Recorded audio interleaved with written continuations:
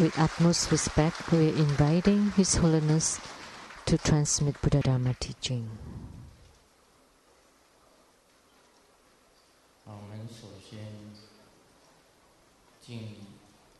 First, we would like to pay homage to the lineage gurus,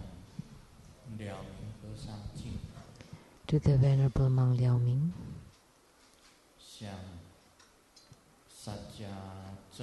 to Master Sakya Zeng Kong,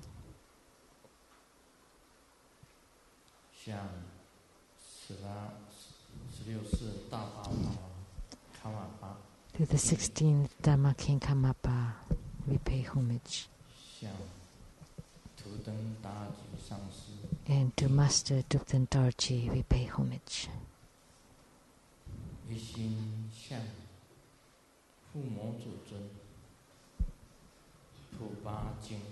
To the main deity of Homa, Dorje Purba, the Hevajra Kili, Vajra Kilaya, and to the three jewels of the altar, the Buddha, Dharma, and Sangha, and all deities, we pay homage.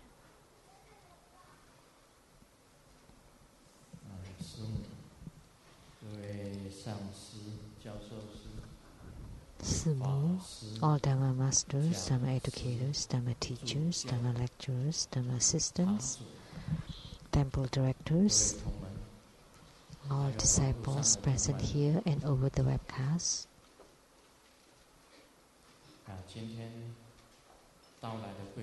And our distinguished guests today from Academia Sinica, Professor Zhu and Mrs. Zhu.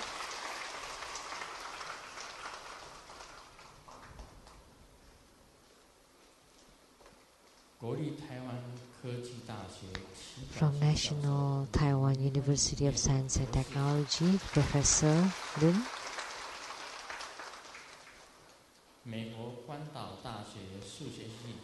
From the Guam University, Professor Chen.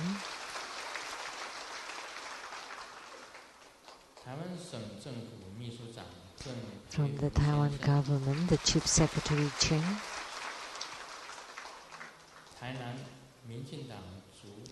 And from the Tainan DPP Head Committee and also Council Member of the Tainan City, Mr. Cheng Chai.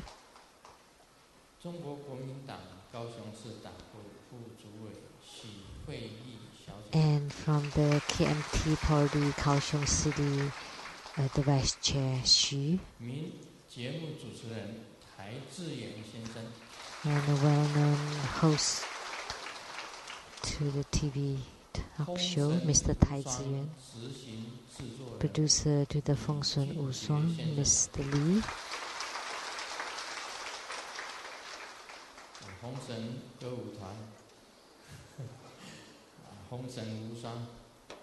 The Feng Sun of the Mad God Song and Dance Company.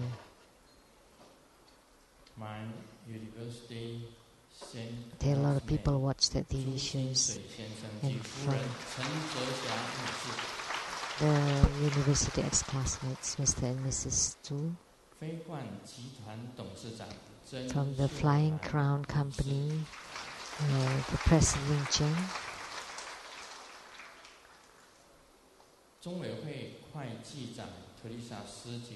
The head accountant to the Buddha Foundation, Dharma Sister Teresa, and her husband, Mr. Larry Pierce.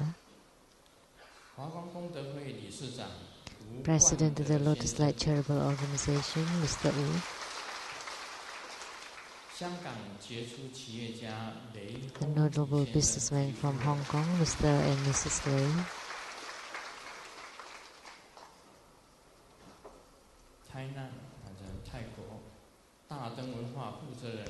Datang Culture of Thailand, Dharma Sister Tsang.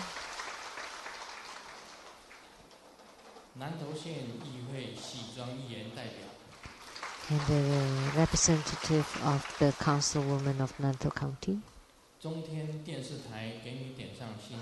Producer from the CTI TV, illuminating your heart, Bliss Rebecca Su.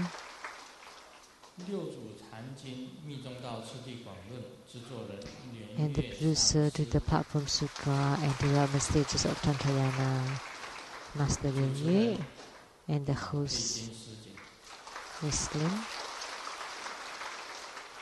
My sister Sheng-yen.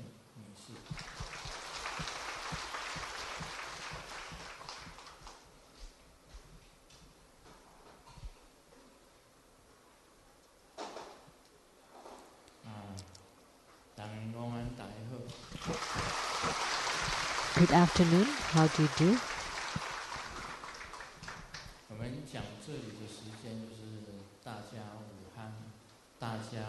According to the time present here, good afternoon. How do you do?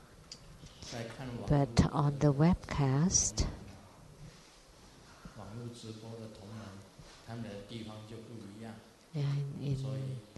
they are on a different time zone, so may all be auspicious for everyone, not just for them, for everyone.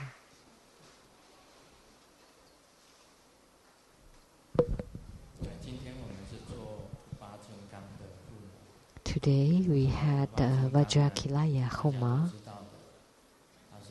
and as we know, Vajrakilaya is a very important Heruka, or Dharma protector in Tibetan Tantrayana.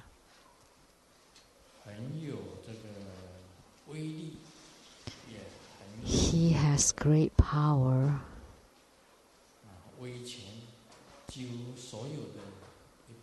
and very wrathful that all tantric practitioners would know of Vajrakilaya.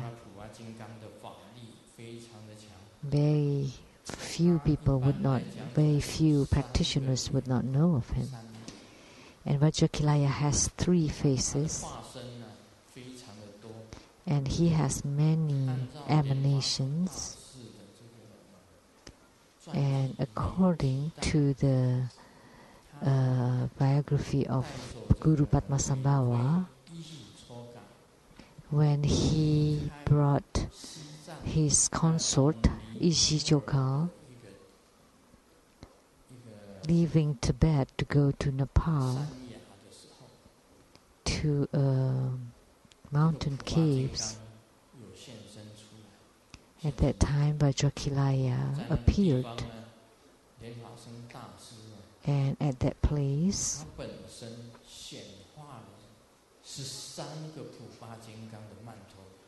Guru Padmasambhava, to Guru Padmasambhava, Vajrakilaya appeared 13 different kinds of Vajrakilaya, 13 different mandalas of Vajrakilaya, including himself, who transformed to become Vajrakilaya. So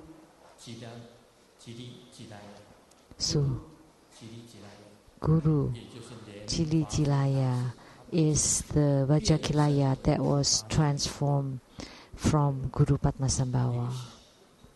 So he has 13 altars, 13 different postures, 13 different forms and appearances. And Guru Padmasambhava once taught Ishichoka to practice Vajrakilaya.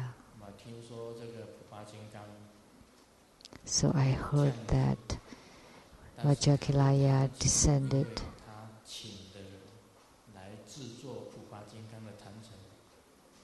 because the people who invited to set up the Vajrakilaya shrine, and one of them had some wrongdoings. That's why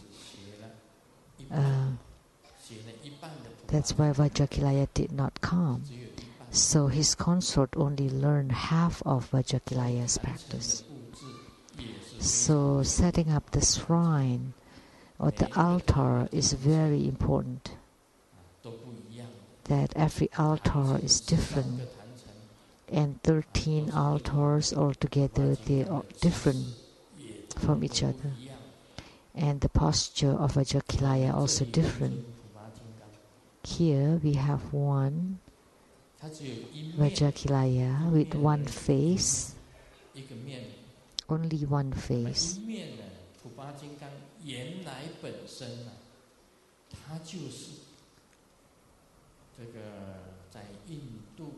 Vajrakilaya was originally the boss or the head of the 8 great cemeteries in India. So related to cemeteries, to death.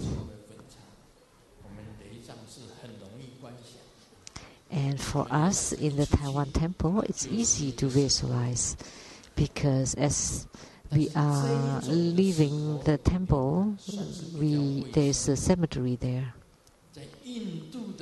The cemeteries here are hygienic, but in India, the corpses were being taken there by the carts, many or human carts or animals' carts. And then they just took them there and then abandoned. So those kind of cemeteries were very scary because the corpses are all over the ground.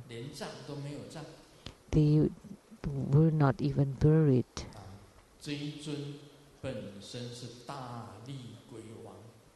So this deity was the great ghost with the great power in charge of the 8 great cemeteries in India.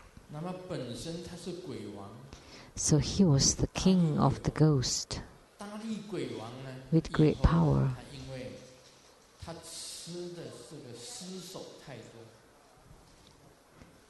Because he ate too many corpse heads, so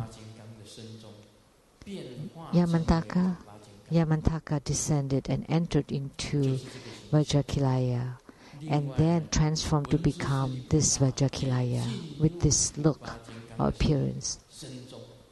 And then next there's also Manjusri Bodhisattva, who entered into Vajrakilaya, who became another look of Yamantaka.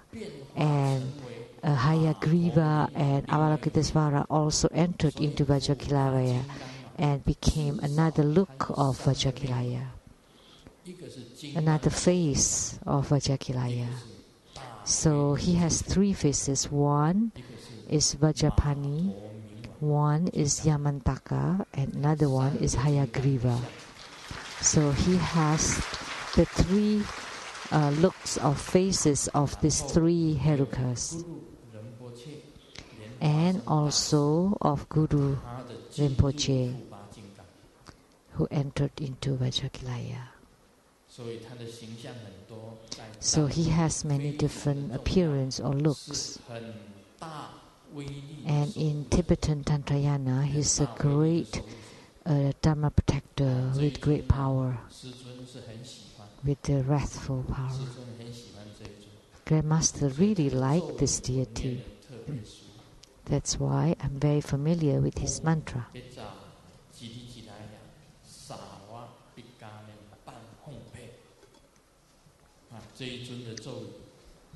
The mantra of this deity. He could fly. He has wings and as fine as the arrows, and he could fly.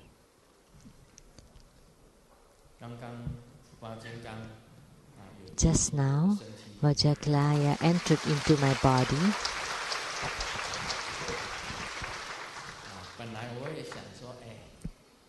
At first I thought, learn to be like Vajrakilaya, open my wings and flew. I don't know where I would fall to.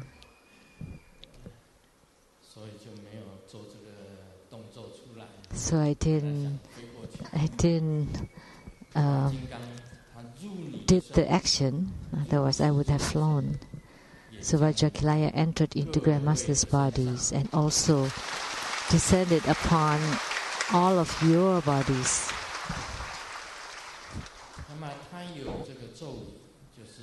And his mantra,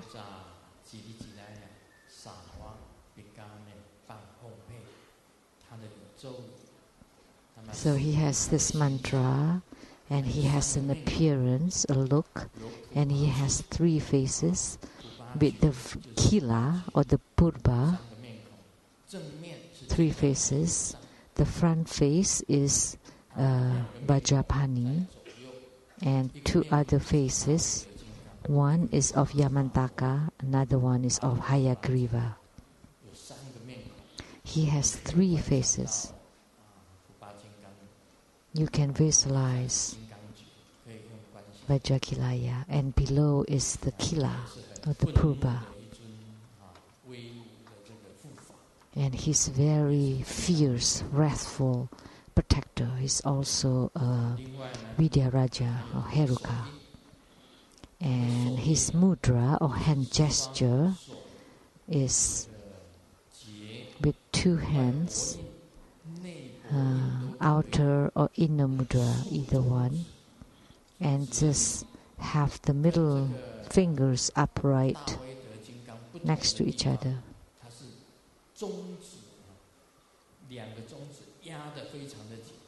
The difference between his mudra and Yamantaka's is that his mudras, the middle fingers, are touching each other very tightly from top to bottom.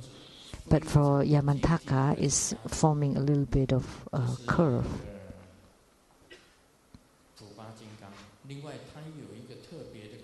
And then there is a very special formula to his practice with mudra, mantra, and visualization. And the tip is, in order to invoke him, you use your middle fingers to rub each other up and down 3 times. This is how to invoke him, to descend.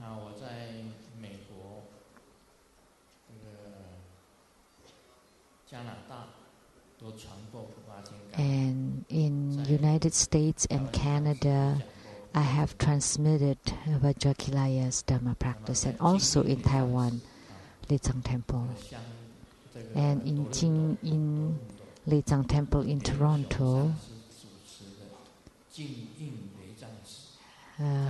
Host abbot is Master Lian Xiong, and Jing-yin Lei Tsang Temple in Toronto is the biggest temple in the North America. Up till now, it's the biggest one. It is in Toronto.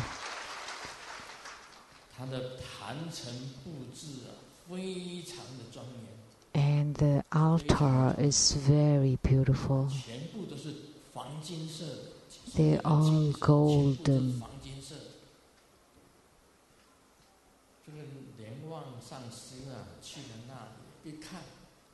And when Master Lian Wang went there and saw that, oh God,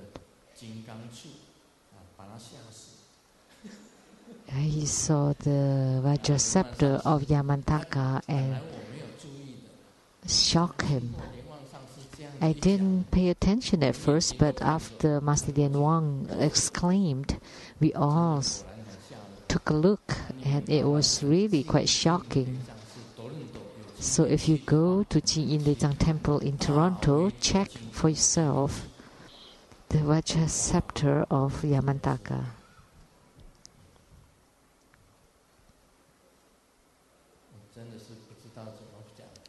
It really is beyond words.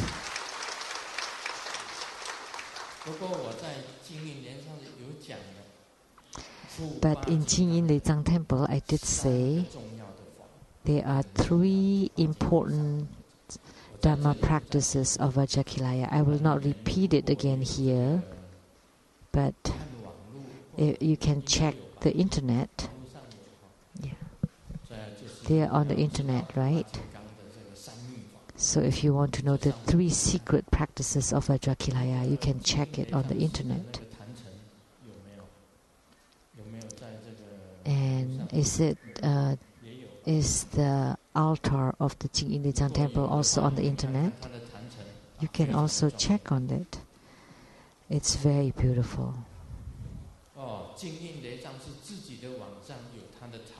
So at the Jingyin Lei Tsang temple website, they have pictures of their altar. I praise 2 altars that's very beautiful. One is from Hong Kong, Tsim Sa Tsui, for the 10 directional chapter that's presided over by Vajra Master Changren. You can check on that temple there in Hong Kong. And it's colorful, very beautiful. And also the altar of the Jingyin Lei Tsang temple in Toronto, it's all in gold. All the deities are in gold. And the altar is very huge. When you see it, all of a sudden you just be absorbed into it and you feel very pleased, very happy. But when I see the altar here at the Taiwan Lei Tsang temple, it's also quite beautiful.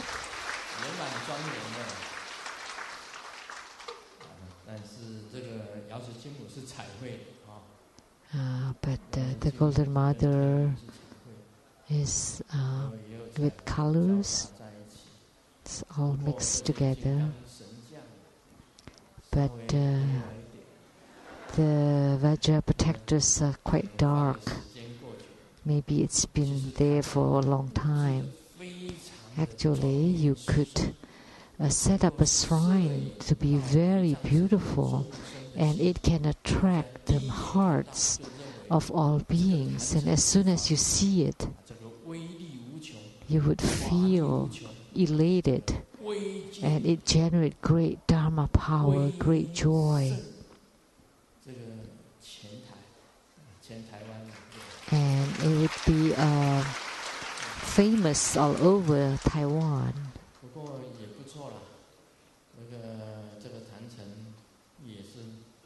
But it's not bad. This altar is also quite beautiful. But I really like the altar of the Hong Kong Jian Sa Zui, the Shifang chapter there, and also the Jingyin Lei Tsang temple in Toronto. They are truly beautiful. You can learn from each other. And I have taught the Dharma practice of Vajrakilaya before, so I will not repeat them again here. And Vajrakilaya is truly a deity with great power and a great wrath. And I hope that you respect this deity, that if you can make offering to him, that's very good. One time, someone had a daughter-in-law who could not carry on the pregnancies. Sometimes she has miscarriages or the baby died in womb. And then I taught him, one is using the shield of Kala Chakra, the Kala Chakra shield placed at the 4 directions of the house. And after several miscarriages, this time, let's congratulate them because the baby will be born successfully. And then another one, I taught them, at the 4 corners of the house, you place the purba or the kila of Vajrakilaya and recite the Vajrakilaya mantra. It's the same as setting the protection, boundary protection. And the ghosts and the spirits will not be able to enter because the ghosts and the spirits are under the control of Vajrakilaya. And they wouldn't dare to come into your house, and then you would be safe even in giving birth or in having dreams, and you would smile in your dreams even. It wouldn't be that, I blessed several people and they felt that their energy was stolen by the ghost. So, if you invited the king of the ghosts and then you place it at the four corners, then the ghost would not dare to enter. And Vajrakilaya is the king of ghosts with great power. So, by placing him in your house, then you would have great dreams. Then your energy will not be stolen.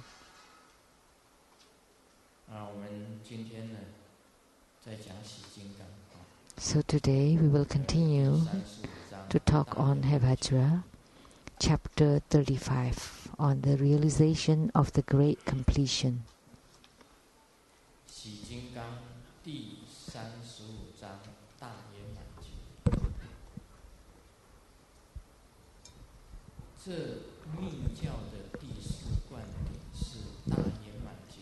Tantric fourth level empowerment is the empowerment for the great completion realization.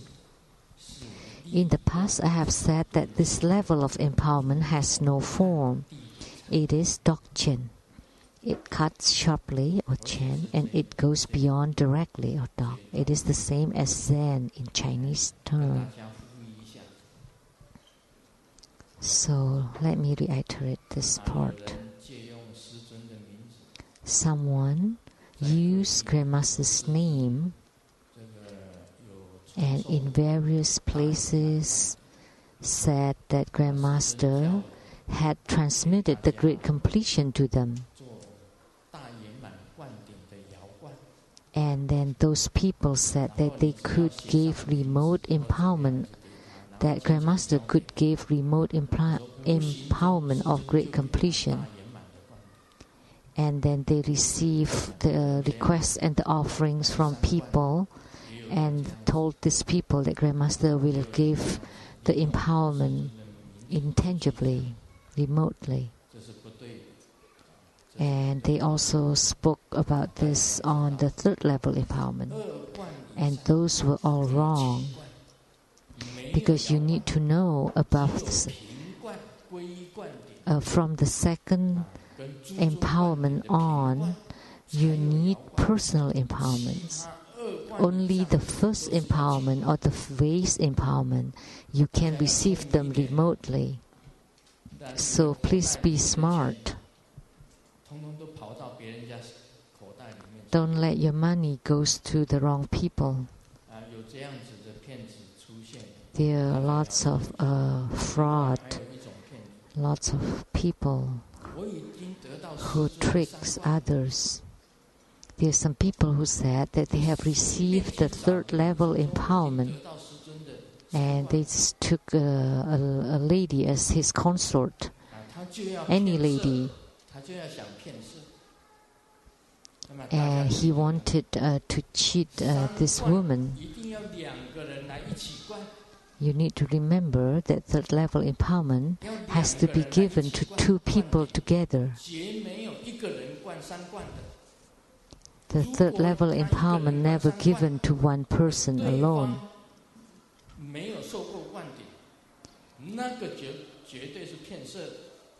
And if he wants to do the third level empowerment and the empowerment only given to one person and not the other, that's definitely a lie. That's cheating. Please remember, there are only a handful of people who have received third level empowerments in True Buddha School, not many at all. So don't believe those people who say it lightly. And in order to receive the third level empowerments, the couple have to come together. The man receiving the Dakini empowerments, the woman receiving the Dakini empowerments, and the man receiving the Heruka empowerments. So there is no such thing that a woman would call himself a consort without receiving the Dakini empowerment. So there are a lot of frauds and lies in this world. Please be very careful. If you hear a man said that he has received the third level empowerment from Grandmaster and ask the woman to do it, that's wrong. They would fall into hell, Hevajra hell. And the next point is in the evening when I give blessings on the heads after dinner, and during the blessings there are a lot of ladies lining up in front, and their people don't know whether they're disciples. The man is at the back and the woman is very beautiful.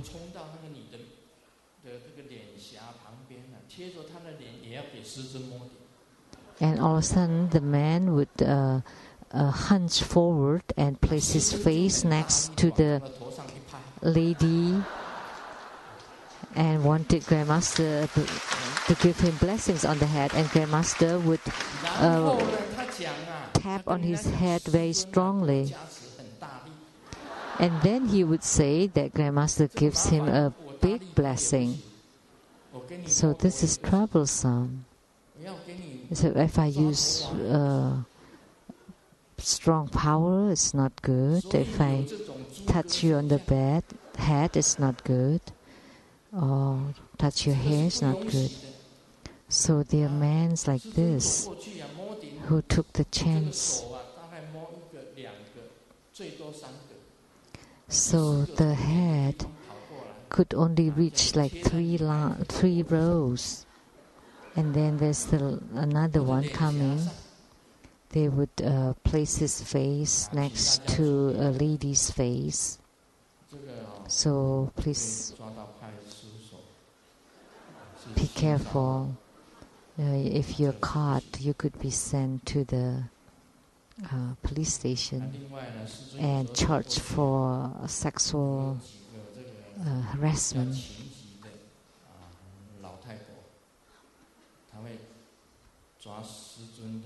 And then when I walk by, there would be also elderly ladies who would catch Grandmaster's skirt, Lama skirt. And because you're rather old, if you touch my skirt, it's okay, but please don't pull it down.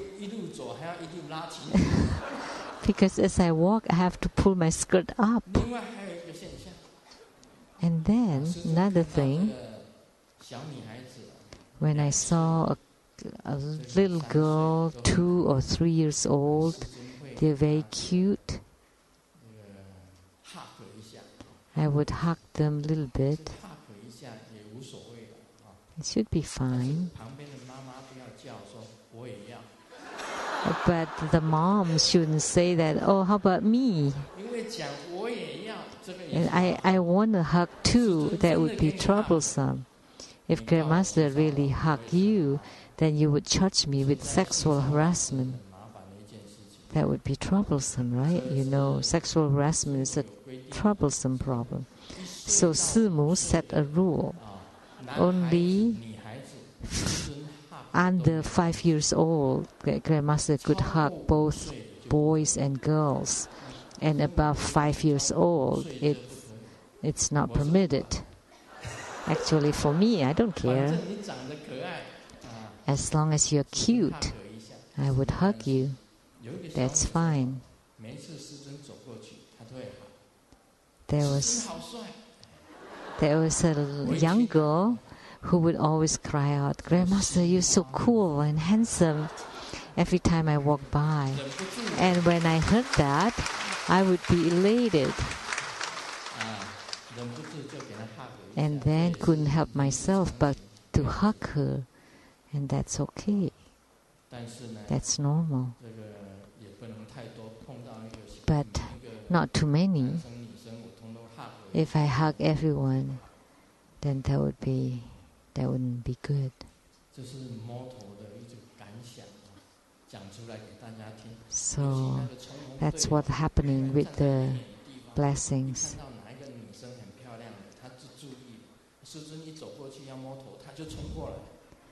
So there's those men that they would watch when there's a beautiful girl, and then as soon as Grandmaster is approaching, he would go forward and then hug and touch them, touch the girls. That's not good. You know, if you're that brave, you should just touch 7 or 80-year-old lady. That's better. Then I would touch gently on your head and not with strength. Okay, back to chapter 35. The realization of the great completion.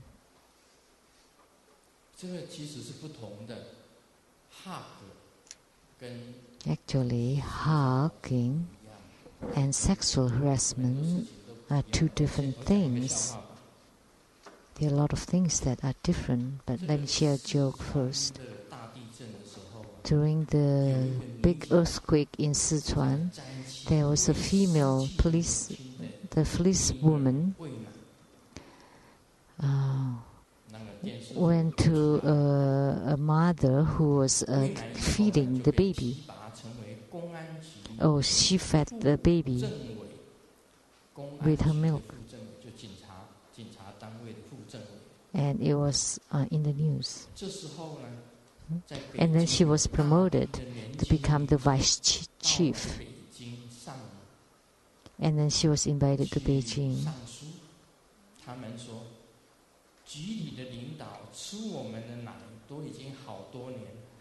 And her subordinate went to Beijing and complained, said that this woman had sucked on our milks for many years. Why? Can you explain this?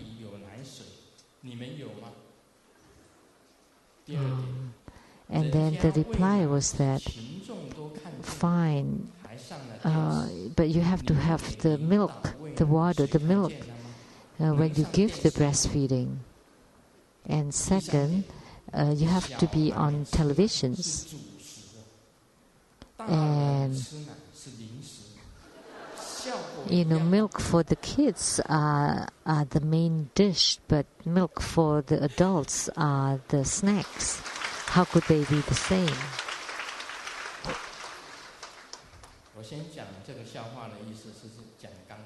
So the meaning of telling this joke is like what I said about the blessings on the head earlier. Hugs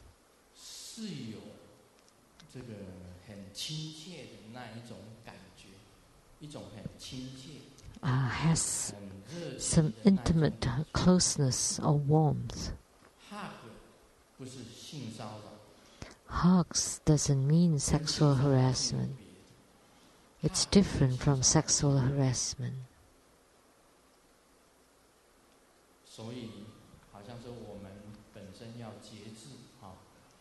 So we have to have self-control and have ethics. If you come forward for the blessings, that's fine. But if you touch young ladies, then that implies sexual harassment. It's okay for you to rush forward for the blessings, but don't take the chance and touch young ladies. So now let's back to the realization of the great completion. So this great completion is actually the enlightenment or the true understanding of the mind and seeing the Buddha nature. So in Tantrayana, we also have this, to see our own Buddha nature, true nature. So understanding the ultimate truth, or the true understanding, or seeing our own Buddha nature. So the great completion realization is the true understanding of the ultimate truth of the mind and seeing the Buddha nature. And this has no form. It cuts sharply, or in Tantrayana it's called Chen. And talk, it goes beyond directly, that's talk. So in Chen, it cuts all your thoughts to become no thought. When it becomes no thought, then there would be light. At first it was empty, and then there would be light inside emptiness. So that's emptiness and light. In order to reach true emptiness, light would appear naturally. This is the theory of Zen. A lot of people do not know this. Last Sunday in Taipei, we performed Ushna Vijaya deity.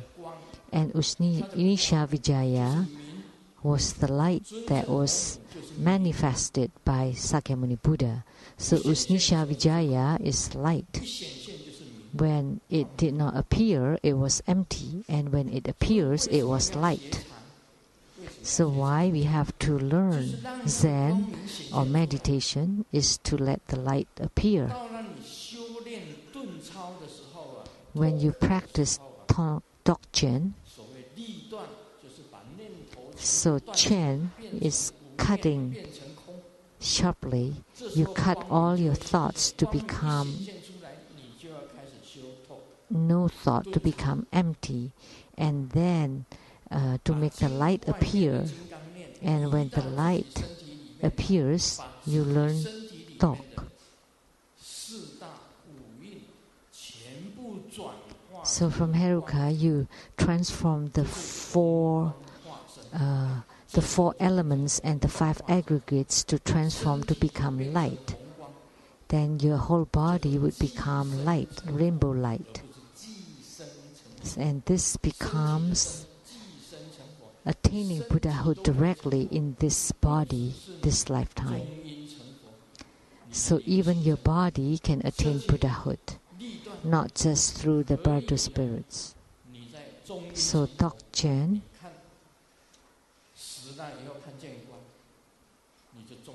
so in birth of spirits, after you die, you enter into Bardo, and then you can become light and become Buddha, enter Buddhahood.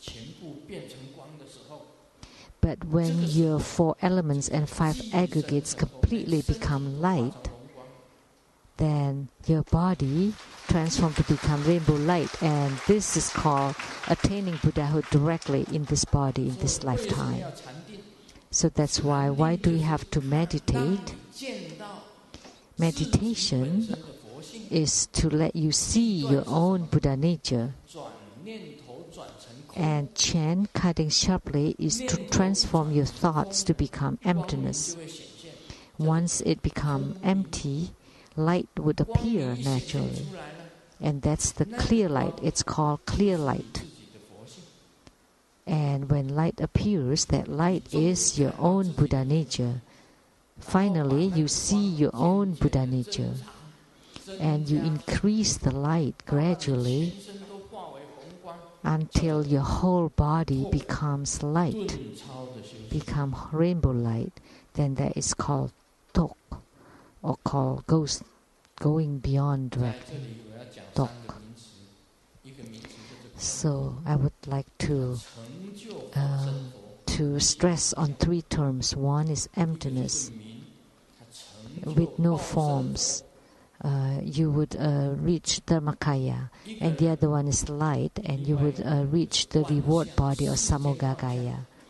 And third is the myriad emanations, then they would reach the Nirmanakaya or physical body. So tantric practices would reach bliss, you would feel joy. That's the joy or bliss sensation. And that bliss appearing, with the bliss, you reach the realm of Nirmanakaya. Light, that's the realm of Sambhogakaya. And emptiness is the realm of the Dharmakaya. Actually, there are stages. First, emptiness plus the clear light, and plus bliss. All three are three realms. In the three realms, they're divided into the realm of desire, bliss. The heavenly realm of desire is the place where, the realm where we can enjoy bliss. And the heavenly realm of form is the realm of light. And the heavenly realm of no form is the realm of emptiness. They are the three realms. And above, going further, you become the Dharmakaya, Sambhogakaya, and Nirmanakaya. The Buddhas within three bodies. They all transform from emptiness. From emptiness, it can become clear light. Clear light can become bliss. And bliss is all the emanations of everything on the earth, on the great earth. And clear light is also emanated or transformed. And the true Buddha is Dharmakaya Buddha, is emptiness. So the great completion realization, first you need to have this concept. And then you can gain the true understanding of the ultimate truth of the mind and seeing the Buddha nature. If you comprehend this, then you could reach that. So, Master Lian Wang, can you see light? Yes.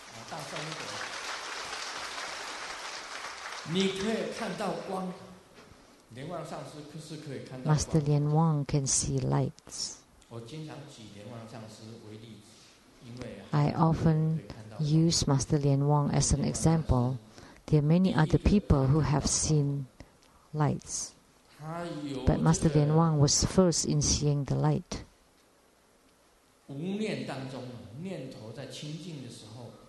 When you have no thoughts, when your thoughts are pure, you can see lights. And then you can change the lights to become Vajra chain. And you can move the Vajra chain into your body and to enforce it with all kinds of lights. And then to transform all the 4 elements and 5 aggregates to become light. And that would be the rainbow light of Guru Padmasambhava. So today, as I entered and went upstairs after the consecration, upstairs, I washed my face. As soon as I closed my eyes, I saw lights.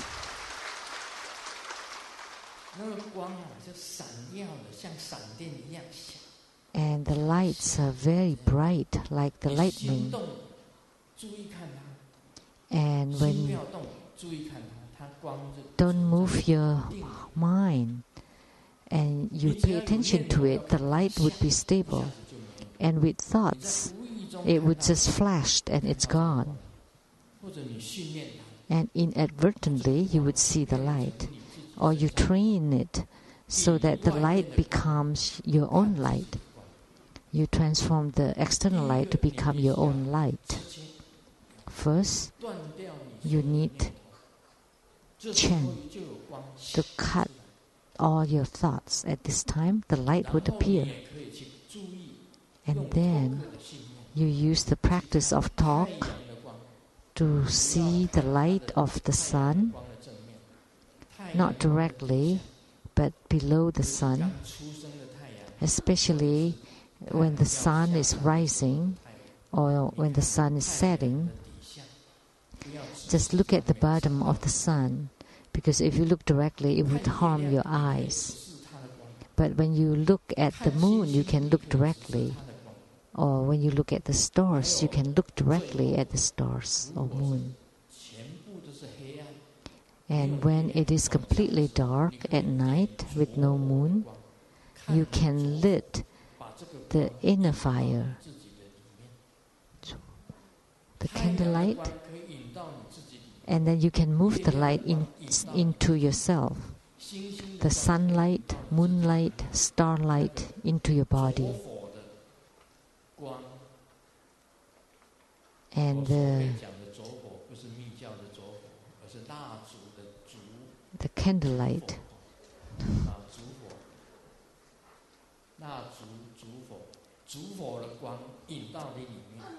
And you can also move the candlelight into your body. And then close your eyes, think of the light to appear inside your body. And continue to accumulate them. That's practicing Dokchen. That's practicing Dok. That's the way, the method to practice Dok. There are many methods in tantric practices. There is also the black retreat, which means you enter into a place with no light whatsoever, completely dark. And you emit light from your heart, from your eyes. So from your inner heart, you generate the light. That's the dark black retreat. And when you can chant, cuts all your thoughts. And then when no thoughts, the light would appear, and then you catch the light. And then enter into your body, and your body would be full with light. And to move the external light into your body. And then to transform your 4 elements and the 5 aggregates completely to become rainbow light. And that's the highest accomplishments of tantric practices. It's just the rainbow light accomplishment. In the ancient time, there are many tantric yogi or yoginis who like to practice in the cemeteries. The cemeteries charged by the Vajrakilaya. Why? Because they want to kill their own mind and thoughts. Only when the thoughts die, you can see clear light. That's the best place to practice. You have no dispute, no contention with the world. Everything is the realm of the dead. And it's the end of the human life. What are you fighting for? What are you angry for? Do you still have anger? Do you still have greed? Do you still have ignorance? They're all gone immediately. At that place, it's easy to cut off all thoughts. Why is it easy to practice in cemeteries? Because you need to know that the end of the human life, that's the end of human life. That greed, anger, delusion have no use. You have to let go of all of them. And in your heart, there's no greed, no anger, and no ignorance. You just want to master life and death. And this is the best place to practice Chen, to cut off all your thoughts. So the ancient yogis like to practice in cemeteries, and that's why. They don't have desire for anything else. What they wear is the corpse's wrappings. My pronunciation is not accurate.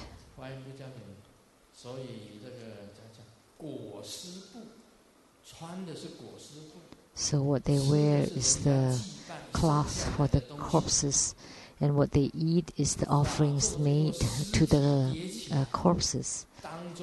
And the Dharma seeds are the corpses. Like Guru Rinpoche, when he practiced in the cemeteries, what he held was with skulls on a staff kachanka with 3 skulls. So he practiced in the cemeteries. Yogis and yoginis are like that. If you truly want to cultivate spiritually, you need to cut off all the greed, anger, and delusion. And that's the Chen. And then you practice the clear light, which is Dog. And Dog Chen is the same as Zen in Chinese, in China.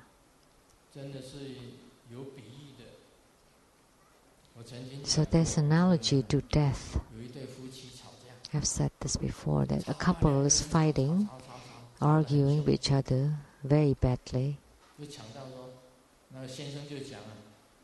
And then the husband said, if you die, when you die, I would carve on your tombstone what? That the woman buried here finally shut up. And the wife didn't want to give up, and she said, when you die, I would also inscribe on your tombstone what? And she said that the man lied here finally got hard. So I don't care. It's unrelated to me. It's just a joke.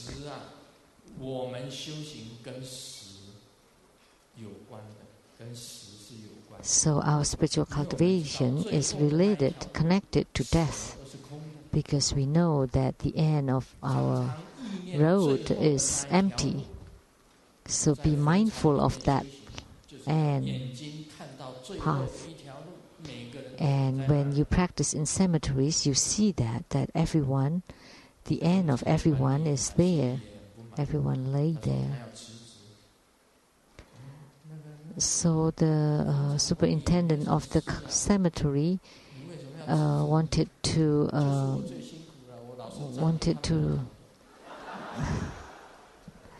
quit and asked why. He said, I'm the one who's tired. Everyone lie down. I'm the one who's standing up. Actually, when you lie down, then means you die.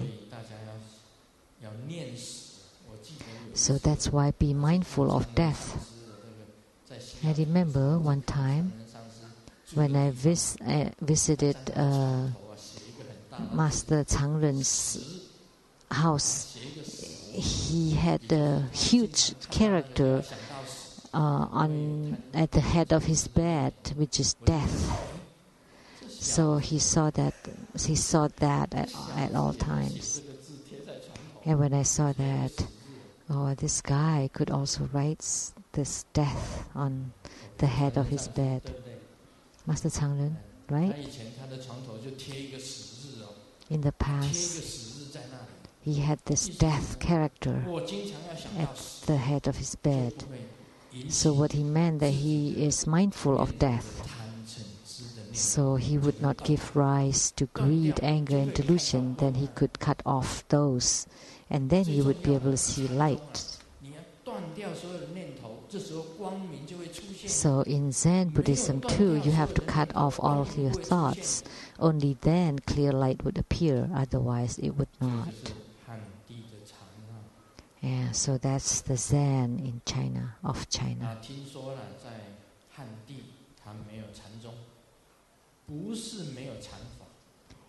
I heard that there is no Zen in Tibet, that's not the case.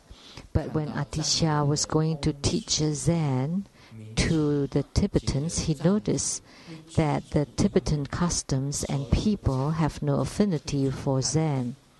That's why Zen did not take roots in Tibet. Yet in China, Zen flourishes. Actually, in the Great Completion Dharma of Tibetan Tantrayana, there is also Zen concept. Sri Singha, he was of Han origin. He was Chinese. He's from Tang dynasty. So he understood Zen or Tan or Zen. So in the Great Completion Dharma of Nyingma, there is also Zen concept in them. A true gurus who understand Tantrayana, like Master Kampa Lotien, clearly pointed out, when sentient beings understand that everything is created by the mind, that they are illusory, has no self-nature or intrinsic reality, and they are yoga, everything was originally empty, unrelated to the mind, nor the cause for bondage or freedom, and the yoga is unborn and empty, and this is Chen, or cutting sharply. That's Zen. Cheche. So Grandmaster has said before, if you are unaffected by your circumstances, that's Zen. And when your mind is concentrated and focused, that's Ding. Chan Ding. Ding is meditation or meditative stability. So when the external circumstances test you, you need Zen. You're unaffected. If you're affected, then you would not be able to enter into Zen. Then your mind would be chaotic, would be influence affected. So, and Ding or meditation is you are focused or concentrated.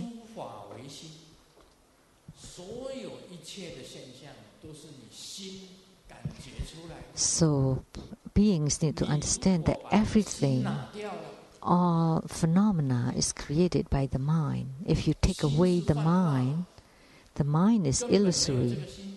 There is no mind.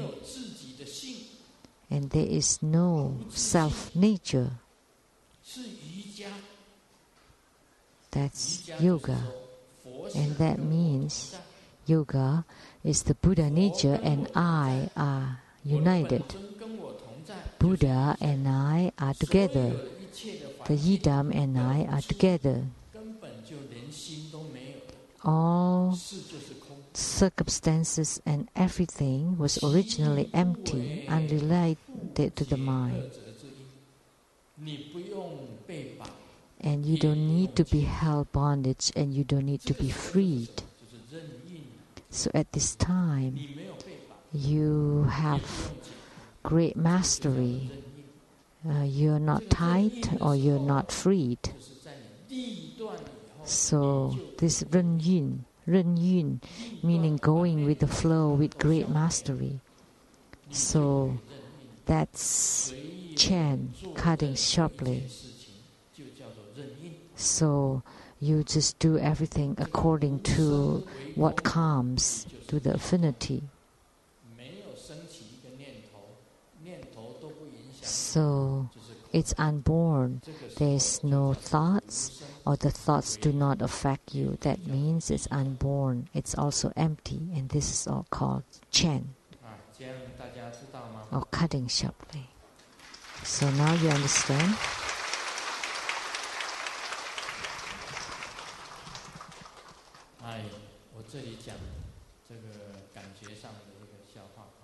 Now let me share a joke.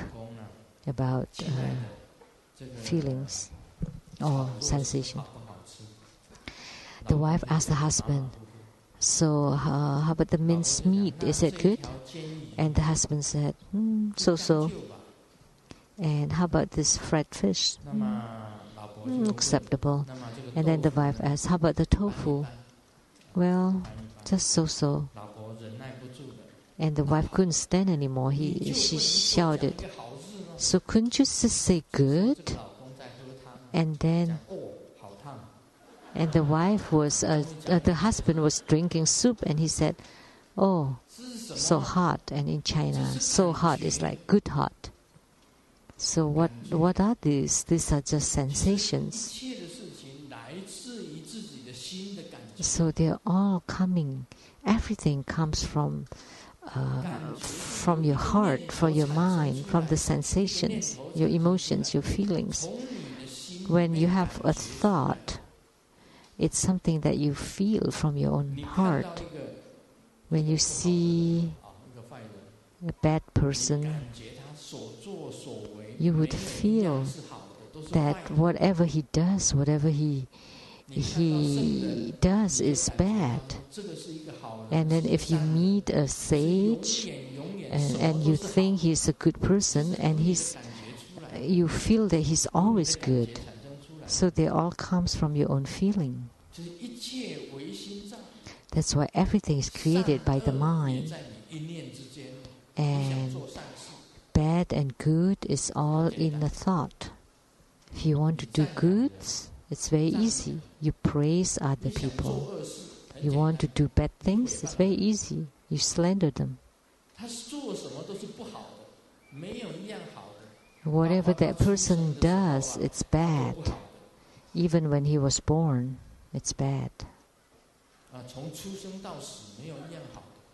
Everything about him is bad, from birth to death. So if you think someone is bad, then you would think everything bad about him. And if you think someone is good, then you think everything about him is good. But actually, this good and bad is just with a line of thought. It's very easy to change the bad into good. If you think of it as good, then it is good. If you think of it as bad, then it is bad.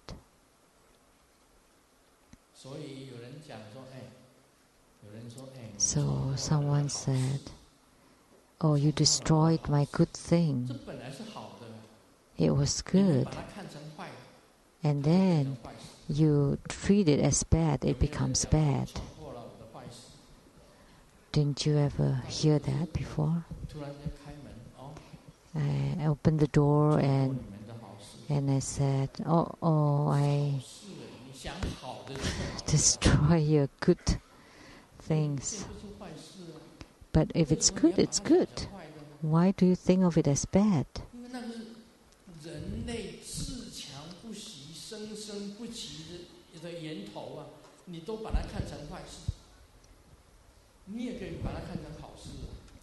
If you that's the origin of all generations, I mean that's then you think of it as bad. But if you think of it as good, it's good, because maybe, who knows, maybe in the future you would give birth to a president. So whether it's good or bad, it's all in your thought.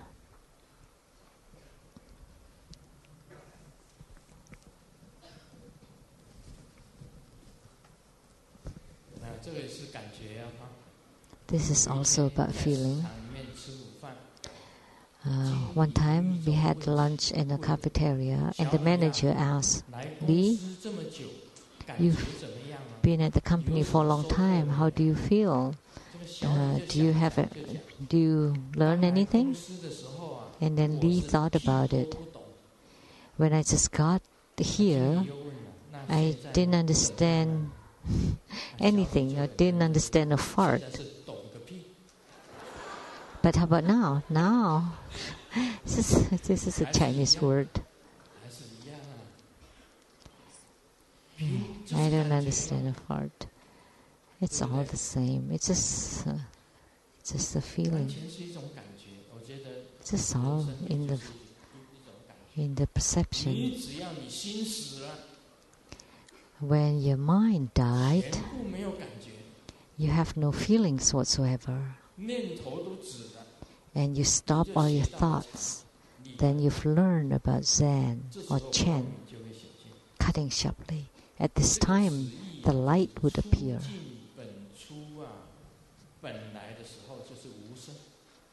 So this is the original realm, is unborn, nor not unborn, and dynamic. These are the three doors of liberation. In yoga and awakenings, the realm has no determination. Through meditation, it is easy to determine. Through the illusion of non-generation, bondage versus freedom, it is determined. This is very difficult to explain. But talking about unborn, when you have no mind, that's the same as unborn. If you have mind, then that's born. So ordinary people, because they do not understand this, that's why they have strings attached. They are tied, held bondage, restricted. Why? Because you don't understand this.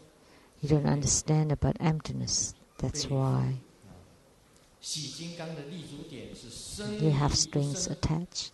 And Hevajra stand is born and unborn, or arising and non-arising.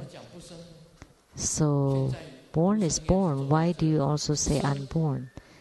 Sheng-yen is sitting here now, so that's arising or that's born. But I also say I'm unborn or non-arising. Why? Because I have gained enlightenment toward unborn. So that's why this is arising and non-arising. And Hevajra is between arising and non-arising. He was originally non-arising, but when he showed his appearance, then that's arising. And the arising is being emanated. So Sheng-yen Lu sitting here, remember, this is also emanated. He was originally non-arising, but now he's sitting here, so that's being emanated. And he's changing at all times. When I was 10, I wasn't like this. When I was 20, I was young and handsome. When I was 30, I got married. I have pimples all over my face. When I was 40, I went to America went into retreat. I wasn't like I was when I was 20, and then 50, 60, 70. Now I'm 70. I don't look like when I was 20 or 50. Now I'm 70 already. In the future, 80, 90, 100.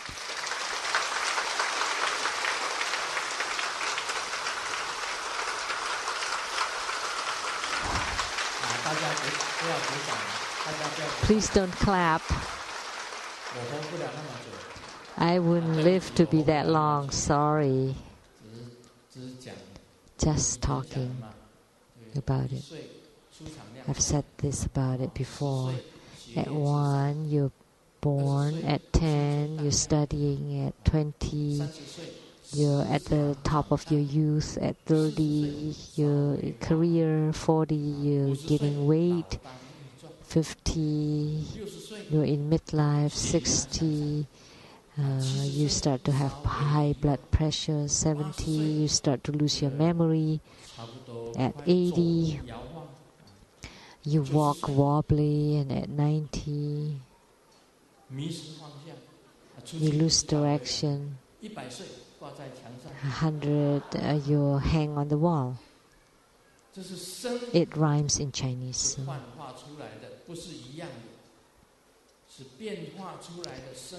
So arising is emanated illusion. So the lineage guru is non-arising. Only then it is accurate. That Hevajra stand is arising and non-arising. He was originally non-arising, and then later on he became arising or born. That's why he was between arising and non-arising. So this chapter is the same as talking about the Diamond Sutra or the Heart Sutra. You need to comprehend it. So if you don't understand the Diamond Sutra, think about this arising and non-arising. The so-called Sheng-yen Lu is not Sheng-yen Lu because he is not Sheng-yen Lu. That's why he is Sheng-yen Lu.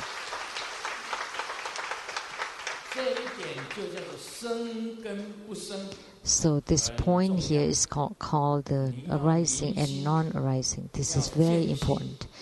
In order to gain the true understanding of the mind or to see the Buddha nature, you start from this point.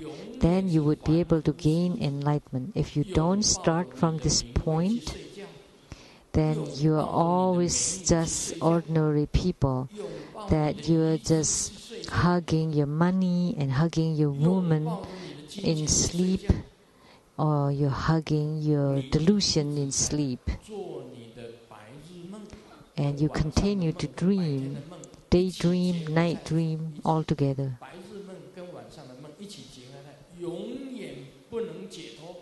And you would never gain liberation. But if you understand this arising and non-arising, you would be able to gain the true understanding of the mind. So this piece here is about the Diamond Sutra and Heart Sutra. You need to comprehend this. So what was said in the Diamond Sutra is this issue. Sakyamuni Buddha never gave Dharma teaching because he was unborn. Sakyamuni Buddha never turned the Dharma wheel because he was unborn. Sakyamuni Buddha never said a word because he was unborn.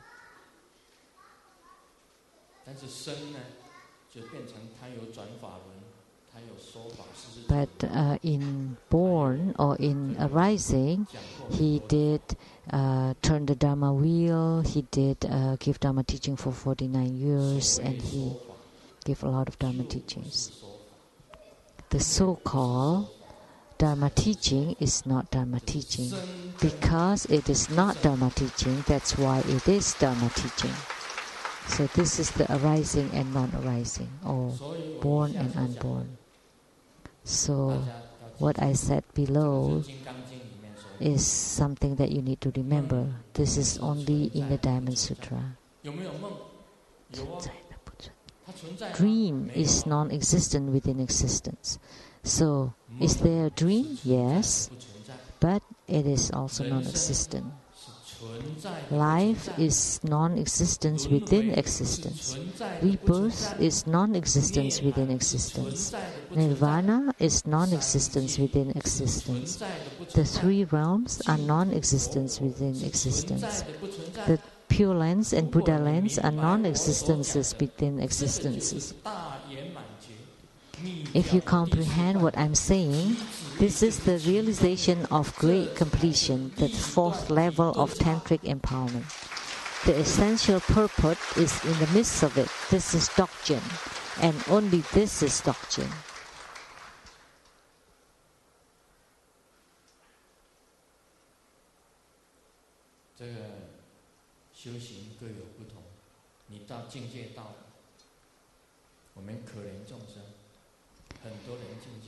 Spiritual cultivation have different stages.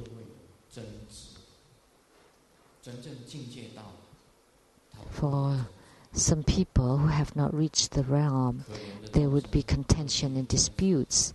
But if you reach the realm, there is no contention, there's only compassion. So poor sentient beings, their contentions are over because they have not reached the realm. But Buddhism is the religion of no contention. Don't mistake it. around Valentine's Day, walking on the street, there was a man talking on the cell phone and ordering flowers from the flower shop. And then the woman said, "Look at him, he's so romantic. I don't have anything." Before he completes her thought, she heard the man said, "Send it to the funeral home." So that's the misunderstanding. Sometimes we have lots of misunderstandings. This happens frequently. A nurse talked to the man, the old man, and this is a play of words of Chinese and Taiwanese. I will not translate it.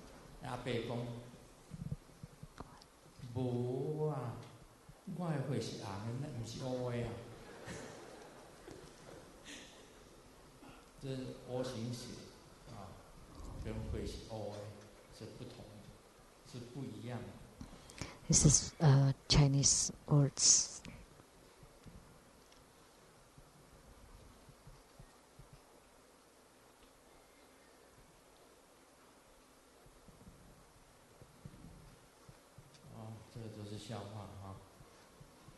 These are all jokes. Xiao Wang worked in the human resources on the 10th floor. And a month ago, he was transferred to the 9th floor administration department. And then his friend made a call to his office and then said, "Oh, Xiao Wang is not here anymore." And he thought he passed away. And then the friend said, "Oh, when? I didn't know that." And then the office mate said, "Oh, no, it's okay. You can go down below and find him." This is all misunderstanding. But in studying or practicing Buddhism, you cannot have these misunderstandings. The key point of studying Buddhism is you cannot misunderstand Buddhism. Everything in Buddhism is between born and unborn, between arising and non-arising. Sakyamuni Buddha, Grandmaster Lu are between arising and non-arising. Everything is between arising and non-arising. Originally, it was empty, and then there is light. And then when the light is reflected upon everything in this world, including sentient beings. So what is your origin? What is it that you want to gain through understanding of and seeing the Buddha nature? Please ponder upon it. Om Mani Padme Hum.